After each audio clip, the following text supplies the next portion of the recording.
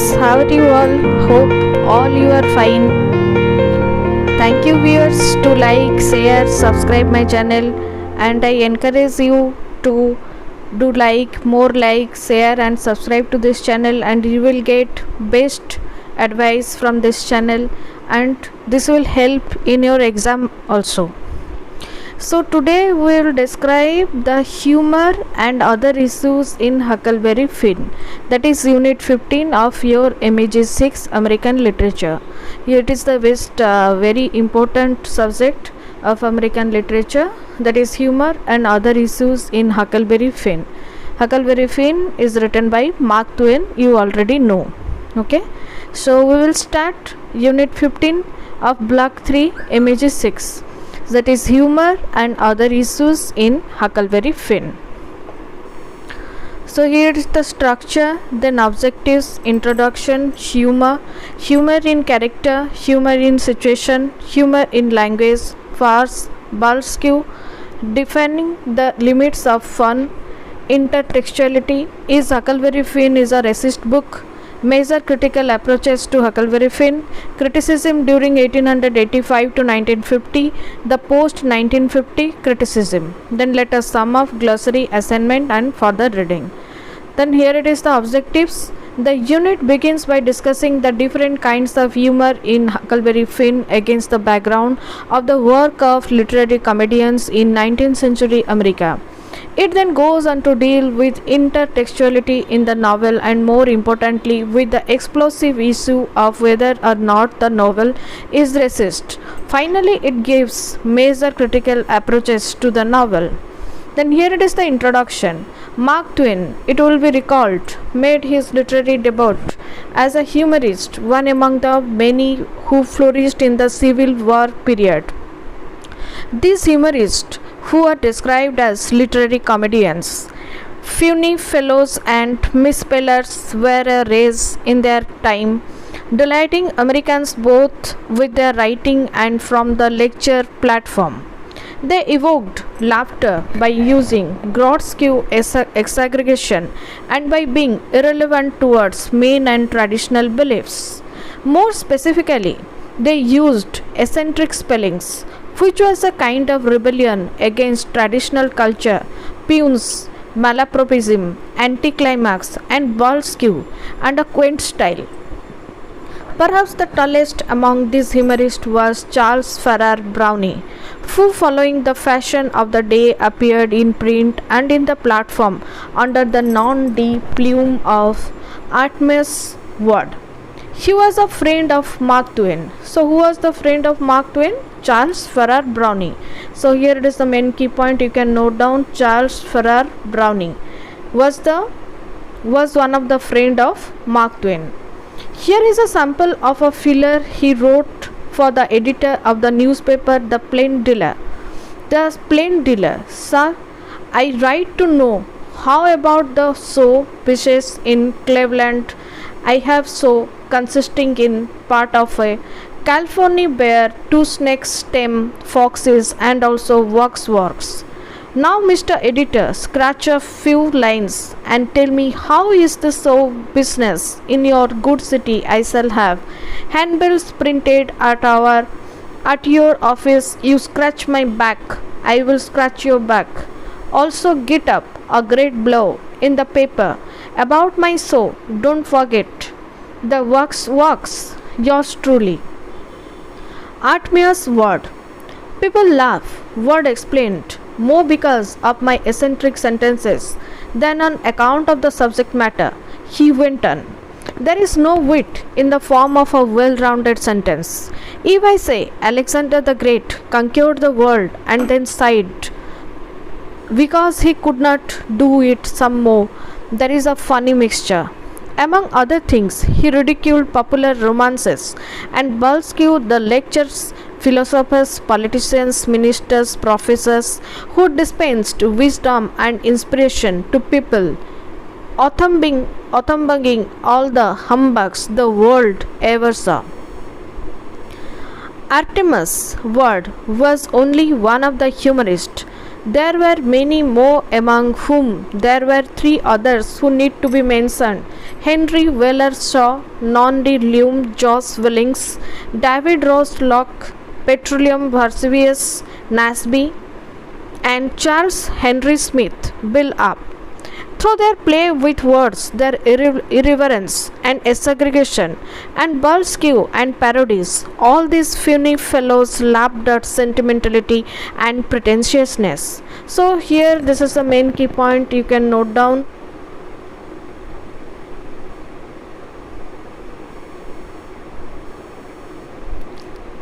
So here, the paragraph is main point you can note down in your notebook.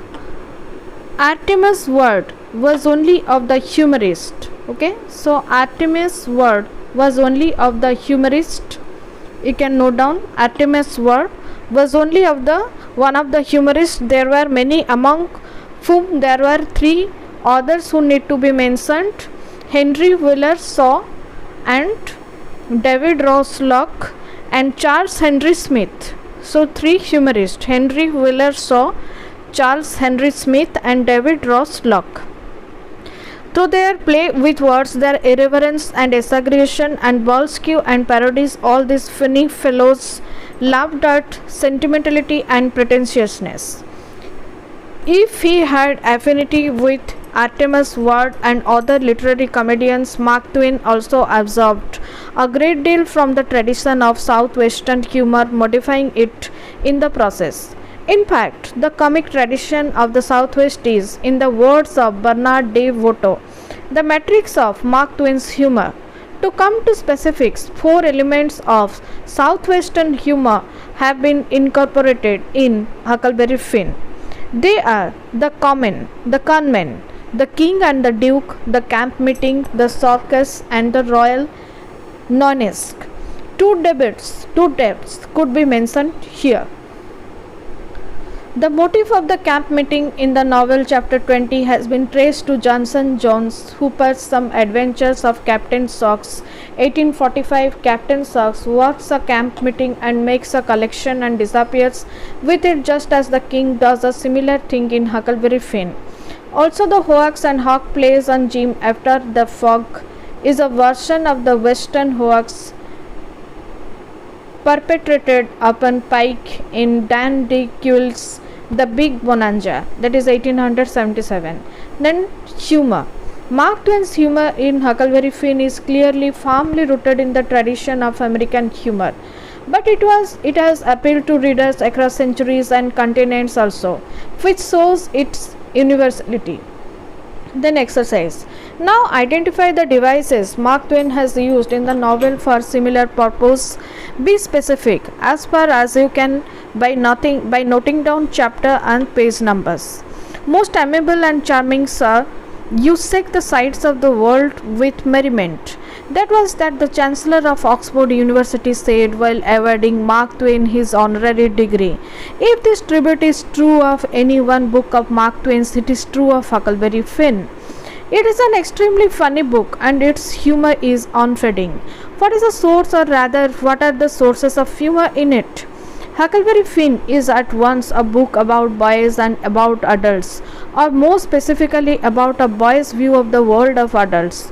Does humor lie in the way the 14-year-old boy views things? Does it lie in the language used, or in the situation in which the central character finds himself? Another important area of inquiry is the book of humors in only one way, or do we come across humor of different kinds in it? All this should lead on to the answer to the question, what is the quality of humor in this novel? What is humor? Without waiting to define it at great length, we could say humor lies in oddity, in the perception of incongruity. This incongruity may be between the ideal and the real, between things as they seem and as they are. It may be between the language modes, between the gentle and the vernacular. The characteristic situation in American humor's writing, says Louis D. Robin Jr., is that in which cultural and social pretensions are made to appear ridiculous and artificial. This insight is particularly apt for Huckleberry Finn because a major preoccupation of the novel is exposure of sham and pretensions and artificiality in the antebellum society. And though there is much comedy of the purer sort, humor has primarily been used as a tool of attack for ironic and amused comment and satire. Twins is mostly a lambent flame that plays around the social institutions and practices without burning them. It sometimes scorches too, but never reduces them to cinders. For the sake of the convenience, the discussion has been arranged under humor arising out of character, situation, and language. Humor in character, Huck. Much of the humor in the book arises out of Mark Twain's choice of a 14-year-old narrator and the qualities he endows him with. The following points could be made. Some of these have been made earlier. Huck, we have already said, is an unreliable narrator, which means that he does not always understand things completely. This disparity in understanding results in irony, which leads to humor. Huck's naive response to the practice of saying grace shows that he does not understand its traditional importance. Consequently, he is able to defamiliarize the practice even as he questions its intrinsic value. The same is true for his response to Widow Douglas' formula about praying. Again, the innocent questioning of Buck by Huck brings out the mindlessness of the killings in the feud. Much the same naivete and criticism are evident in his description of the Granger Ford parlor and his immature praise for Emmeline's poetry. Twain withholds a sense of humor from Huck, consequently, like the deadpan expression of his creator on the lecture platform. Huck keeps a straight face, almost never breaking into laughter. The only time he laughs is when he sees the king cavorting on the stage all naked. Huck seldom loses his temper either. This lets the full humor of the situation to come through to the reader. The way Huck wriggles out of the tight situations time after time with smart lies furnishes evidence of this. Such situations are all the more humorous because Huck is a vulnerable character who survives in the generally hostile world of adults and on the strength of his wit. So here it is the main key point you can note down such situations. Okay, so Huck's situation was very poor or very bad. Such situations are all the more humorous because Huck is a vulnerable character who survives in the generally hostile world of adults on the strength of his wit. Okay, so Huck survived only by his own strength of his wit or intelligence. Besides, here we have the implicitness of a child combined with his almost never failing invention. Twain cast Huck in the mold of an ancient Greek comic type of character, Aaron, a character who deprecates himself. One would think he is worse than he thinks he is. This comes out very clearly in two episodes connected with Huck's dilemma on whether or not to help free Jim. In the first episode, chapter 16, he accuses himself of not being a man enough who hadn't the spunk of a rabbit to tell the slave hunters about Jim. His eventual decision shows Huck to be a true gentleman and friend, but he thinks he is being weak and spineless. Later in chapter 31, Huck again acts splendidly when he decides to stand by Jim and go to hell. That is in fact his finest moment, but he believes he is being irremediably wicked. Twain modifies the mold because unlike an Aaron figure, Huck does not merely pretend that he is worse than he is. He believes that he is a hopeless sinner.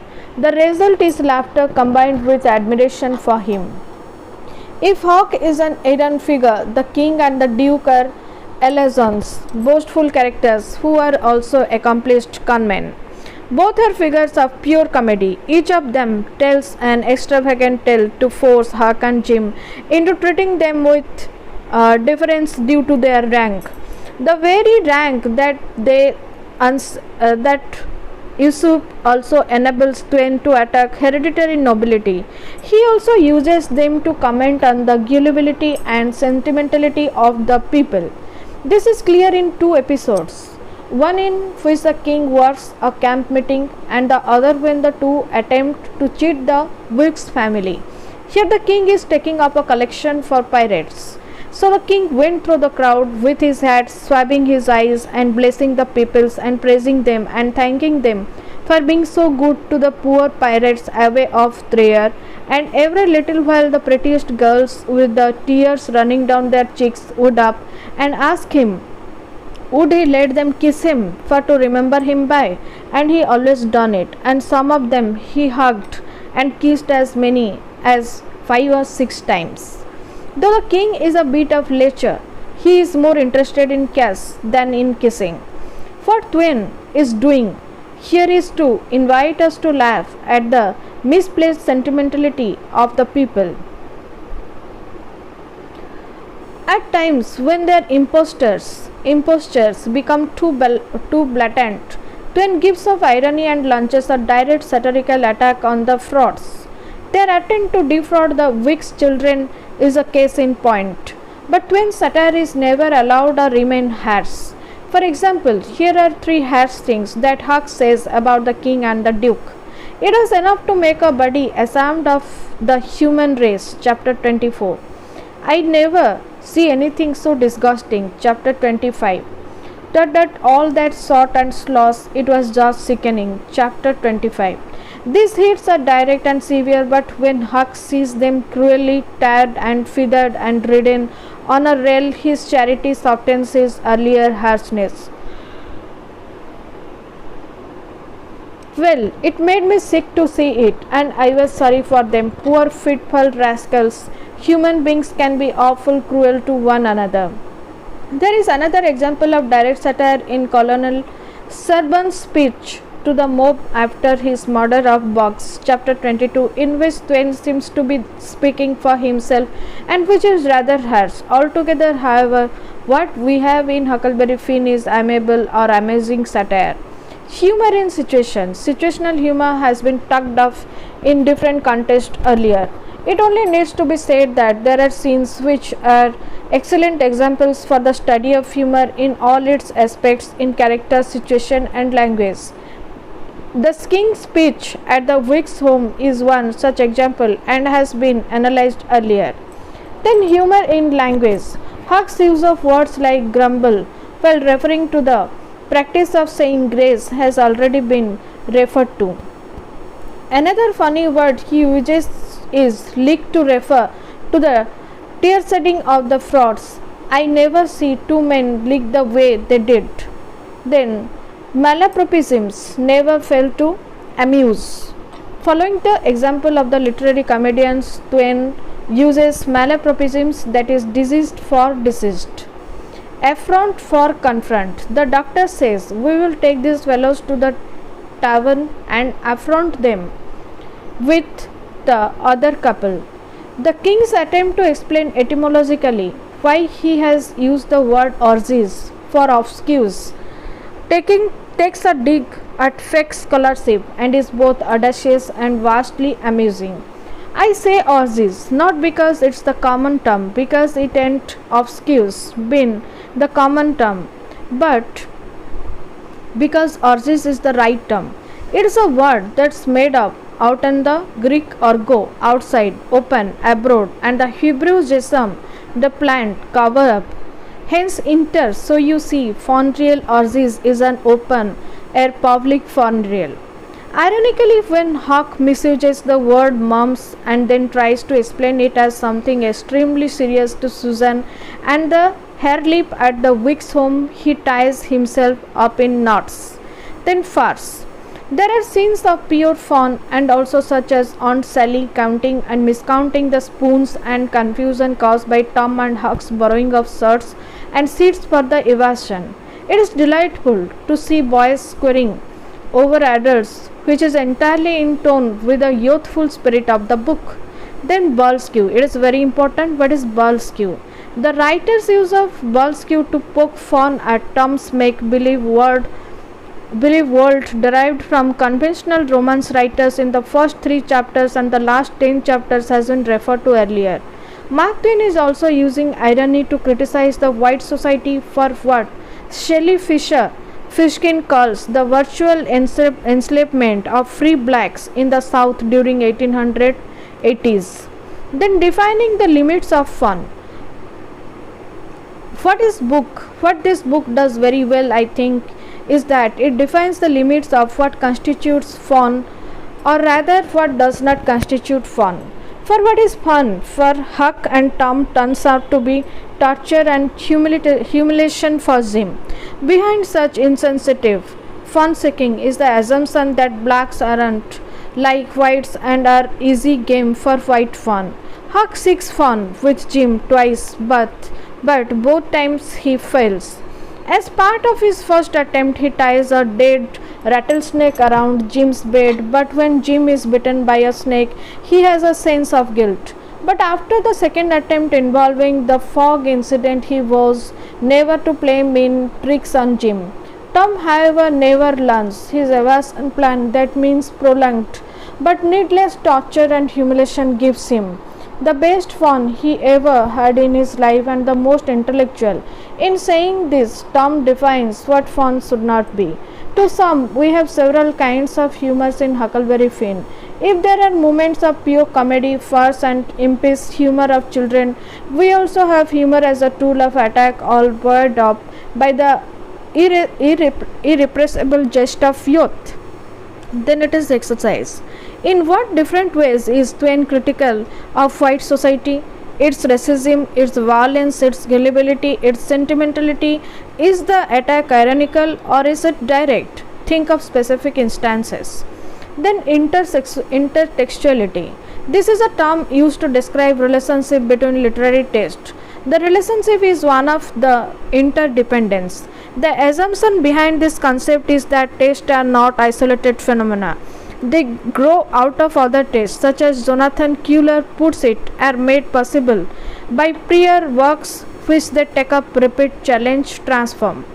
Mark Twain downplayed literary influences, boasting that his white culture was all of it real, none of it artificial, for he said he did not know anything about books. Even so, his reading, which became wider, especially after 1870, provided him with much matter that he conquered and annexed to his territory.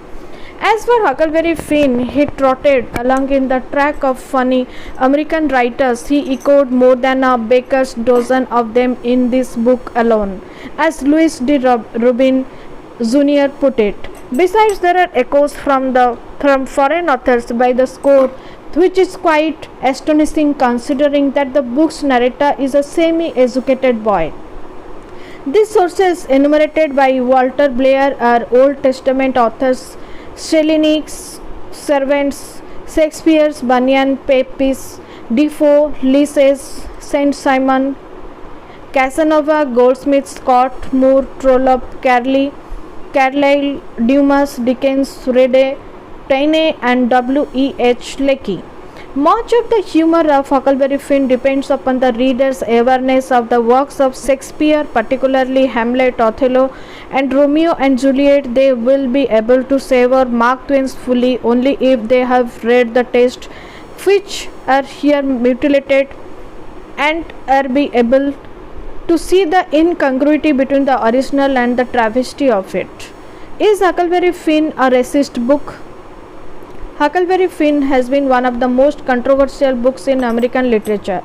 It was banned by the Concord Public Library soon after its publication in February 1885 because it was thought to contain but little humor, that of very coarse type, the very stress, more suited to the slums than to the intelligent, respectable people.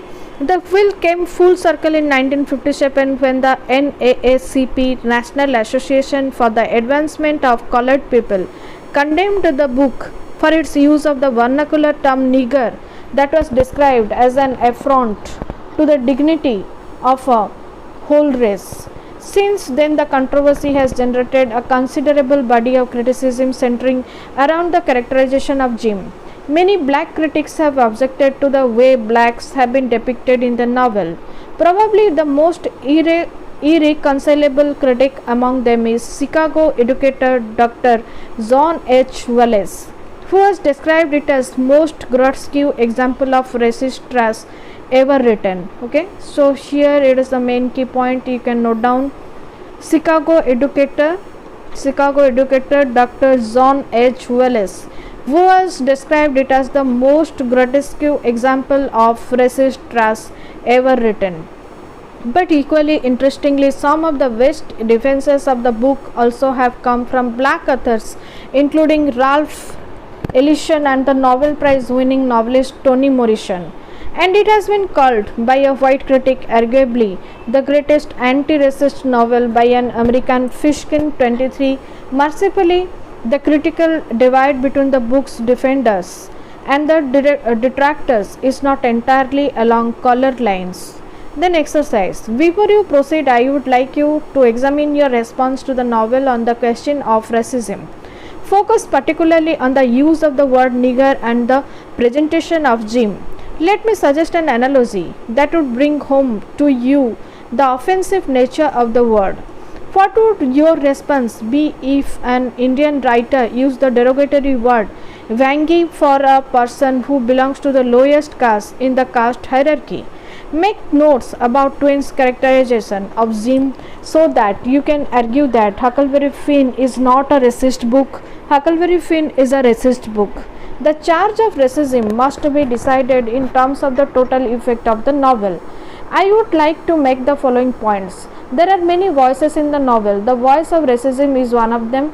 But the speaker, Finn, is far from being a sympathetic character. He is a drunkard, a violent criminal, a cruel father who is merely interested in getting hold of Huck's money. The speech is so self-condemnatory that Twain merely lets Huck report it without feeling the need to refute it. Mark Twain's use of the offensive word nigger has been objected to not only because it tarnishes a whole race but also because it encourages bigotry. However, the usage has been defended on grounds of realism. In 1991 interview, Ralph Ellison said Mark Twain was being quite realistic when he used the term. If I find it necessary, if I am writing about characters who use that language, I put it down. That's the way it is. We have to learn to come to terms with it. Fishkin 197. Mark Twain had successfully transcended his own earlier racial bias and he was far in advance of this time. In fact, he had the prescience of a great writer to foresee how history would delay the fruits of freedom to the blacks, and he put in the ironic ending of the novel. Even so, he apparently did not wish to create a psychological resistance in the minds of the contemporary readers by using a word other than the usual dialect word. We must also remember that Huck's use is entirely unself-conscious and he continues using it even after he has learned to appreciate Jim's humanity. One can only conclude that Ellison's defense notwithstanding, Mark Twain was a creature of his times, but this does not mean the Huckleberry Finn is racist. Mark Twain, it seems, used the available stereotype of a comic negro to start with. Initially, Jim is ignorant, superstitious, and gullible, and an easy target for white jokes. But until he is fraudulent sell by the king, he is a growing, evolving character. In the course of his development, Twain demolishes several myths of Negro inferiority, that Negroes are stupid and they are grown-up children who need looking after, and they don't feel the bonds of family affection as strongly as the whites do. At his best, Jim comes across as an adult, responsible, affectionate, protective, and loyal to a fault. The novel says that the Jim may be illiterate and sometimes irrational, but he is not stupid. He knows bird lore that saves Huck from the violent rainstorm. In stark contrast to his greedy, sadistic father, Jim acts as a surrogate father. He wants Huck not to have anything to do with Walter Scott, an advice he disregards, as a result of which both come perilously close to being trapped on the sinking boat. Jim builds a wigwam, which is a kind of home for both. He puts an extra hours of duty so that Huck could sleep longer. Lastly, he nurses Tom, who is his chief tormentor, back to health, in complete disregard of his own interest. Twain obviously intends to raise him in our esteem. Jim, however, shows unmistakable traces of his comic origin in the beginning and particularly in the end, when he is gleefully made to accept $40 given by Tom for being such a patient prisoner. Jim was pleased most to death and busted out and says, "Da now, Huck, what I tell you? I told you I got a hairy brace. On what's the sign unit? And I told you I been rich once and winter to be a rich again. And it's come true. And his sees, da now. Don't talk to me. Science and science. Mine I tell you. And I know this well at I use Günther be rich. Again as I as standing he this minute." That is chapter the last 327. The slide back into his earlier superstitious comic manner is shocking, but this has also Twain's use of the word nigger in no way detract from the position that Huckleberry Finn is anti-racist both in structure and characterization. As Toni Morrison said, it was in fact to Mark Twain's credit that he insisted on bringing combustible issues which the Americans of 1880s were trying to bury on the table. She believes that the cyclical attempts to remove the novel from classrooms extend Jim's captivity on into each generation of readers. A novel that deals with the explosive issue of racism and makes plentiful use of irony requires a sophisticated response, but we cannot blame the book for the fault of understanding of some of the readers. Then major critical approaches to Huckleberry Finn. This section appropriately comes at the end of the block. For the taste of the novel is primary, the reading and the rereading it will pay rich rewards and lead to a deeper understanding of it. So keep coming back to the next taste and ruminate over it, and also keep comparing it with the other taste wherever such comparisons are possible. Theoretically, it is quite possible for you not to read this section, but I hope you realize that our understanding of this taste, any taste, is a cumulative process. It is invariably based on the insights of other readers who came upon the novel earlier for what are critics but more efficient, better equipped readers. Sometimes reading is a good critical essay can set your own thoughts in motion, and you may find yourself following the trail of an idea of your own. The best thing you could do, therefore, is to be a skeptic like Huck, question accepted opinions. Then, a classic is something that everybody wants to have read and nobody wants to read, said Clemens. But his own Huckleberry Finn is a classic with a difference. It is popular with both the general reader and the critic, and is also controversial, with controversy dogging it from its first American publication in 1885. Initially found objectionable for its trashy morality, it's now been denounced for its perceived racism. But the book continues to be read in classrooms and outside, and to be subjected to close scrutiny not only by students, teachers and literary critics, but by educators as well as who are worried over its influence on young minds. The popularity of the book at home and abroad is clear from the fact that as many as 145 American editions and 696 foreign editions of it in 53 languages and 47 countries came out during the period 1884 to 1976. As for criticism, 3 books, over 600 articles and 8 anthologies of criticism came out during the same period. The centenary of Huckleberry Finn saw the publication of 2 anthologies of criticism entitled Huck Finn Among the Critics 1984, edited by M. Thomas Ince, and 100 Years of Huckleberry Finn, edited by Robert Settlemyer and J. Donald Crowley. And there is a journal devoted exclusively to Mark Twain Journal, that contains articles on Huckleberry Finn among other works. Indians too have contributed to the Twain scholarship with articles, and more recently 1992 with an anthology of criticism on Twain edited by Prafula Kar which includes one Indian article on Huckleberry Finn. Another Indian contribution is entitled Mark Twain and 19th Century American Literature 1993, edited by E. Nageswara Rao. Clearly, Walter Blair was right when he said in his preface to Mark Twain and Huck Finn 1960 that Huckleberry Finn was unique in being held in highest esteem by critics and at the same time prodigiously popular in United States and throughout the world. The criticism could be studied under two heads: criticism during 1884 to 1950 and the post 1950 criticism. So, criticism during 1884 to 1950. This was a period of general assessment and later historical studies. In spite of the ban by the Concord Public Library, Huckleberry Finn received good reviews and notices. Some 50 articles appeared during 1884 to 1920.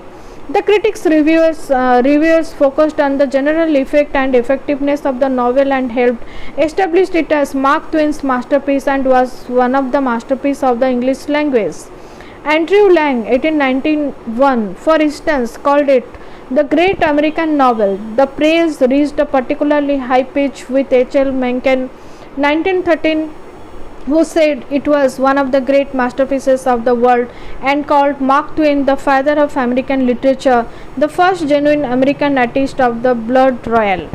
In the next 30 years, that is between 1921 and 1950, more than 80 essays appeared, which were dominated by historical studies. Important areas of literary history that received attention were influences like that of folklore, Western humor, and Mark Twain's upbringing. Sources of Huck for the Grangerford piano and for the Duke and his tooth powder.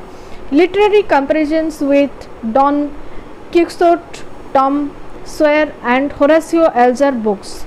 The period was marked by a controversy that was sparked off by Van Wyck Brooks' 1920 argument, who said that Mark Twain's artistic development had been arrested by his frontier upbringing and under the gentle influence of his mother, wife, and friend and other mentor Howells. As a result, he held Huckleberry Finn to be of quite inferior quality. Bernard D. Voto, 1932, disagreed, saying that Mark Twain's frontier experience combined with his knowledge of common American life provided him with creative inspiration. D. Voto also deals with several elements in Huckleberry Finn: Mark Twain's use of picturesque form, his brief but masterful characterization of Pap Finn and of the King and the Duke, the use of the vernacular. With him, Huck Finn goes of fullness made and saved wholly of America. It is only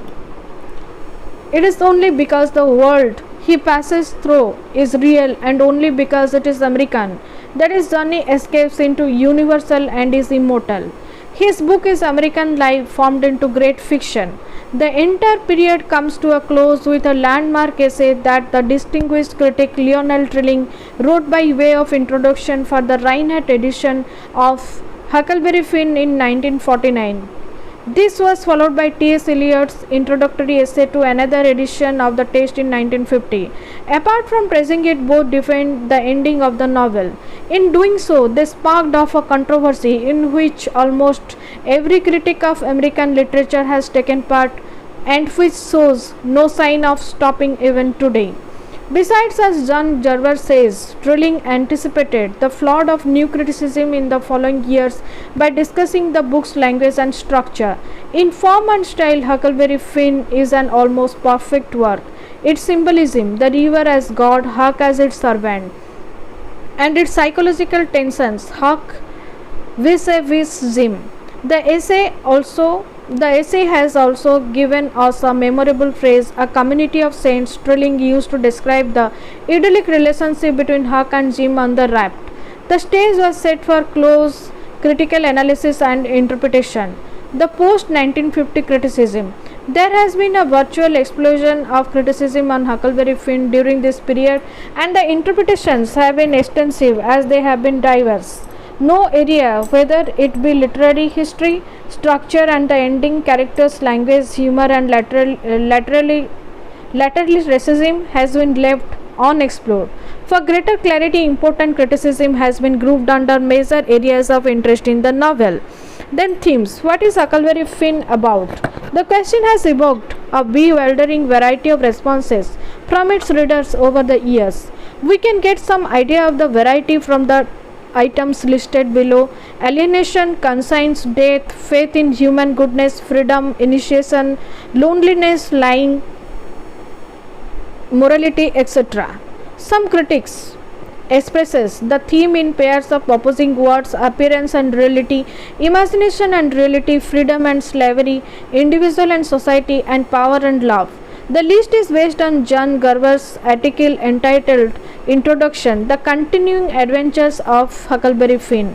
Some of those who you might find worth paying attention to are the following. James Cox focuses on initiation of Huck accomplished through symbolic death and rebirth. For Leo Marx, the purpose of the journey is quest for freedom.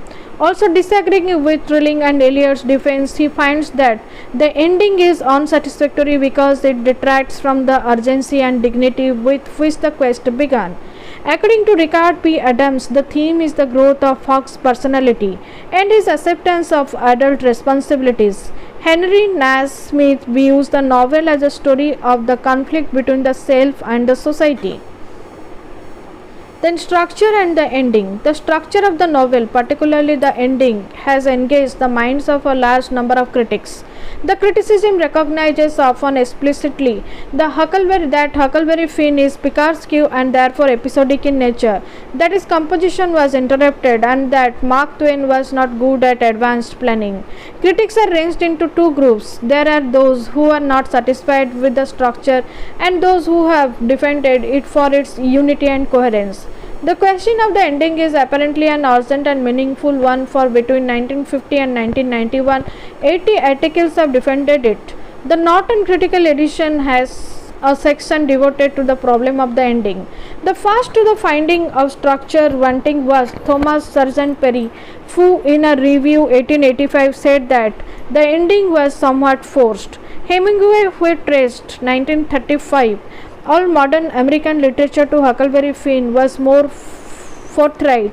He asked the reader to stop where Jim is stolen. That is the real end, the rest is cheating. Herman Wouk, who considers Huckleberry Finn the crown of our literature, thinks 1956 it to be a jerky, uneven patchwork tale. He added that if one applied the classical standards of European fiction, it was one long, barbarous mistake. Leo Marx argues that though Huckleberry Finn is a masterpiece, the most serious motive in the novel, Jim's yearning for freedom, is made the subject of nonsense. The conclusion, in short, is farce. William Van O'Connor goes farther than most when he argues that the critical acumen of Eliot and Trilling notwithstanding, there are a number of flaws in Huckleberry Finn, some of them attributable to Twain's refusal to respect the work of the art and other attributable to his imperfect sense of tone. Contesting Howell's notion that he was the Lincoln of our literature, he says that Huckleberry Finn is not the great American novel. Among the first to defend the structure are Trilling and Eliot. In spite of detecting a certain falling off in the ending, Trilling finds a formal aptness in it. Eliot justified the ending, saying that the mood of the end of the book should rightly bring us back to that of beginning, and asked, or if this was not the right ending for the book, what ending would have been right? Frank Baldanja, 1955, argues more rigorously and persuasively that the book is knit together by an inner pattern of repetition and variation. Perhaps the most convincing defense of the structure comes from Richard Adams, who says that instead of plot in the traditional sense, Huckleberry Finn has a symbolic pattern or organization of imagery, and that the basic structure which exposes the theme of the boy's growth and which carries the weight of the incidents and the imagery throughout is a pattern of symbolic death and rebirth. Some critics have divided the novel into suitable units to explain the structure. According to Professor Gladys Bellamy, the book, in spite of its episodic nature, falls naturally into three thematic units. Martin Staples Shockley In 1960, essay describes Huckleberry Finn as thematically coherent and structurally unified and proposes a logical ordered five-part structure. Who says this? Martin Staples Shockley. Here it is the main key point. You can note down Martin Staples Shockley in 1960 essay described Huckleberry Finn as thematically coherent and structurally unified and proposes a logical ordered five-part structure with introduction, rising action, climax, falling action and conclusion. Some of the views on the ending have already been referred to. Those who dislike the ending do so because Mark Twain's tone changes from satire to buzzkill and from seriousness to farce, and this abrupt change is accompanied by Tom's entry and his taking over and diminishment of the character of Huck and Jim. But there has been a growing realization that the ending is deeply ironical. The defense of the ending by three black novelists could be mentioned. Ralph Ellison rejected Hemingway's view that the novel really ended with a stealing away of Jim and charged that he had missed completely the structural, symbolic and moral necessity for the last part. It was that part that gave the novel its significance, or else it would be a boy's tale, meaningless. More recently, Toni Morrison, the Nobel Prize winner and the author of The Bluest Eye, felt that the last part of the book was Mark Twain's commentary on the collapse of civil rights for blacks in 1880s. Even more recently, the award-winning novelist David Bradley, author of the Chancellorsville Incident, said that none of the critics of the ending had been able to suggest an alternative ending. They all failed for the same reason that Twain wrote the ending as he did. America has never been able to write a better ending. America has never been able to write any ending at all. Quoted in Fishkin 202-3. Shelley Fishkin, who uses views of the novelist referred to above, make a strong case for reading the ending as deeply ironic, says Huckleberry Finn may end in farce, but is not Twain's farce, it is ours. Fishkin 199. Then Huck and Jim. Critics have generally tended to romanticize Huck. He has been called a Picardesque saint, a Prometheus, a frontier Thoreau, a Mississippi Moses, among other things, but there are dissenters like William Van O'Connor 1955, who believes that Huck's appeal is through an immature sort of innocence, and that if we refuse to overvalue him as a symbol, we may be less inclined to overvalue the novel. Inch 382. Similarly, Robert Keith Miller 1983 discounts the notion that Huckleberry Finn is a novel of education and believes that Twain never intended us to perceive Huck and Jim as a community of saints and that they are attractive but imperfect Miller 100. Jim too has been presented as a larger than life figure. Roger Salmon relates both Huck and Jim to the demigods of the river, to the barbarous primitives of the Negro. James Cox is almost as eloquent. Describing him as the conscience of the novel, Cox calls him the great residue of primitive fertile force, that is in 153. On the other hand, Ellison objected to the characterization of Jim because Twain fitted him into the stereotype mask of a minstrel show darky, and it is from behind this stereotype mask that we see Jim's dignity and human capacity and Twain's complexity emerge. Norton 421-22. Daniel G. Hoffman argues that though Jim begins in the minstrel stereotype of the comic Negro, Twain tries to make him come out of it to stand before us in the dignity of his own manhood. Norton 435. Then let us sum up. We have come to end of our journey of exploration. Huckleberry Finn is a fascinating text to read and study. Far from being a classroom fossil that some classics come to be, it is alive, perhaps more alive than earlier. It is alive because it tries to deal with the contentious issues of racism and freedom and slavery. It is to the contestatory quality of the book that Toni Morrison draws attention to in her brief but compelling discussion of it in the second of her William E. Massey lectures delivered in 1990, published as Playing in the Dark, Picarder 1993. The incorporation of this combative critique of slavery would, she believed, make Huckleberry Finn another fuller book. Huckleberry Finn is a variable kaleidoscope. It is extremely funny and its humor has not faded. When it makes satiric comments, it does so with ironic naivete and does not pretend to zazz. This non judgmental quality is one reason among many of the enduring charms of the novel. It has a kind word even for the two rascals, the king and the duke, who do Huck and Jim most harm. What is even more fascinating is the troubled togetherness of Huck and Jim on the raft, each one incomplete without the other. Each one needed the other to be truly free and human and whole. Then, glossary. New criticism. The name of a movement in literary criticism which developed in 1920s. The new critics advocated close reading and detailed textual analysis and tended to disregard the mind and personality of the writer. The minstrel show, a stage entertainment popular in America in the 19th century in which an actor impersonating as a Negro bulls his character.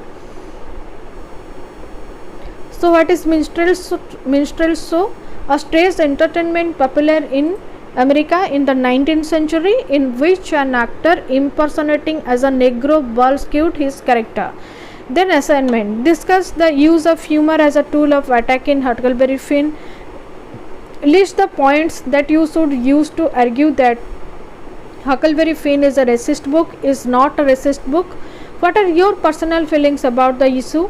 In what way does your being an Indian affect your response to the book?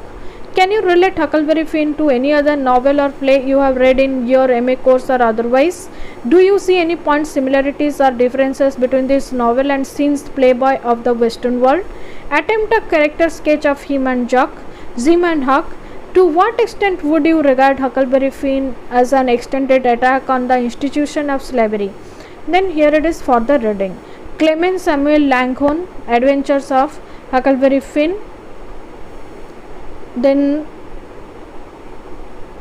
it contains, beside the complete text with useful footnotes, the following section: backgrounds and sources of criticism.